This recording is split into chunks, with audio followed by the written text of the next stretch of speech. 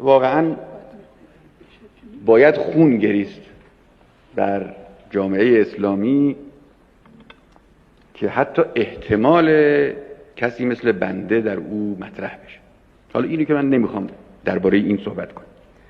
مسئله اشکال فنی داره، اشکال اساسی داره. من حالا قبلا خدمت آقای هاشمی هم گفتم در یکی دو هفته قبل از این که همین قضیه مطرح بود و ایشون فرمودن، من جدا به ایشون گفتم من قاطعاً چنین چیزی رو قبول نخواهم کرد.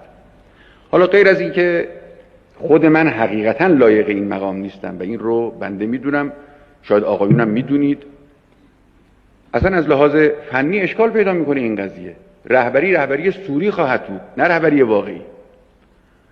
خب من نه از لحاظ قانون اساسی و نه از لحاظ شرعی برای بسیاری از آقایون حرفم حجیت حرف رهبر رو نداره. این چه رهبری خواهد بود؟ اجازه بفرمایید. قانون اساسی که خب میگه مرجع، حالا یا مرجع شأنی یا مرجع فعلی، اون که حالا هیچ. از لحاظ شرعی هم حجیت قول رهبر در صورتی است که اون کسی که میخواد به حرف او عمل کنه او رو فقیه و صاحب نظر در امور دین بدونه. خب الان تو همین جلسه چند نفر از آقایون اومدن صحبت کردن، تصریح کردن که بنده صاحب نظر نیستم.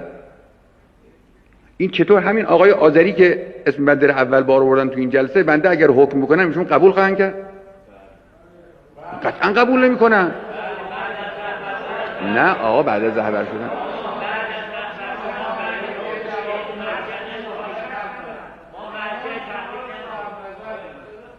آخر نه آخر امام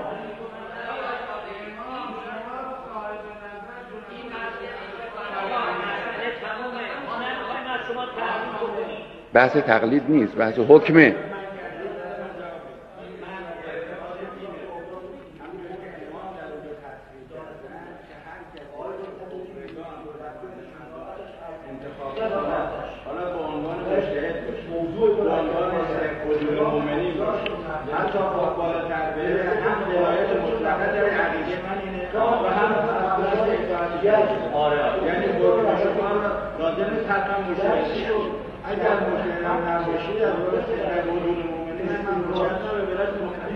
ولایت فقیه نیست، ولایت عدول المؤمنین. پس آقای خامنه‌ای ببینید